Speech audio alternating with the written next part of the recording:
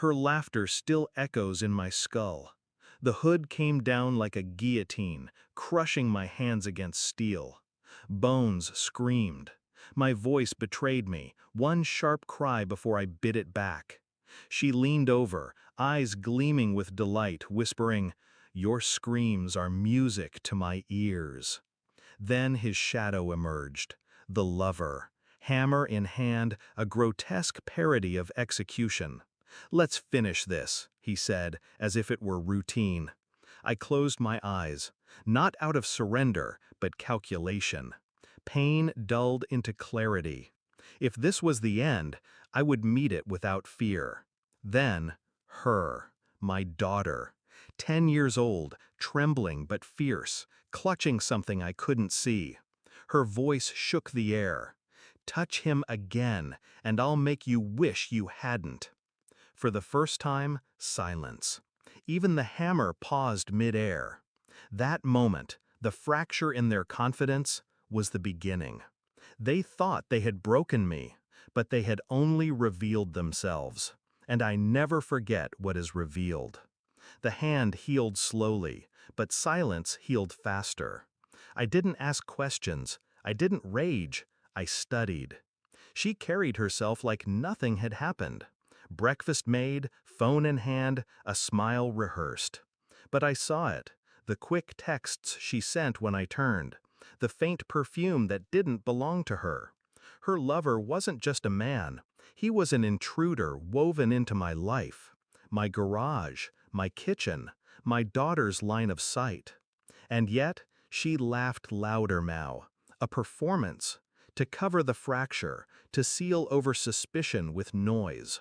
I played along, nodded, smiled, even kissed her cheek when she leaned close. Inside, something colder replaced my pain. Not grief, not rage, calculation. I began with the phone records.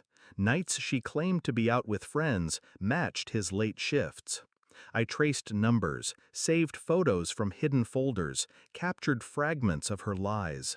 Every detail logged, every inconsistency stored like a weapon. DNA kits arrived in discreet boxes. My daughter's toothbrush sealed in plastic. A strand of hair slipped into an envelope. I mailed them away without hesitation. She never noticed. She never suspected the silence was her undoing. I told her nothing. We sat together at dinner, her laughter echoing against my stillness. She thought I was defeated, but silence is sharper than accusation.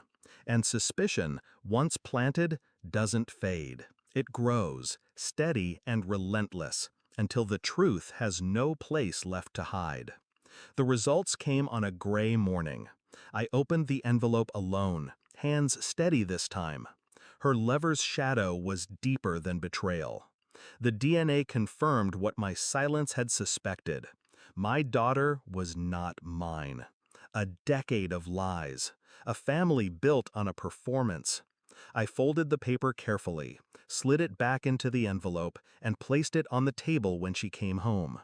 She saw it. She froze. "What is this?" Her voice cracked. Mine didn't. "Open it." She did.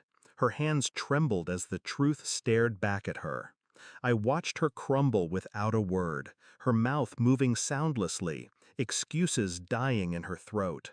I stayed still, calm, cold. The storm belonged to her now.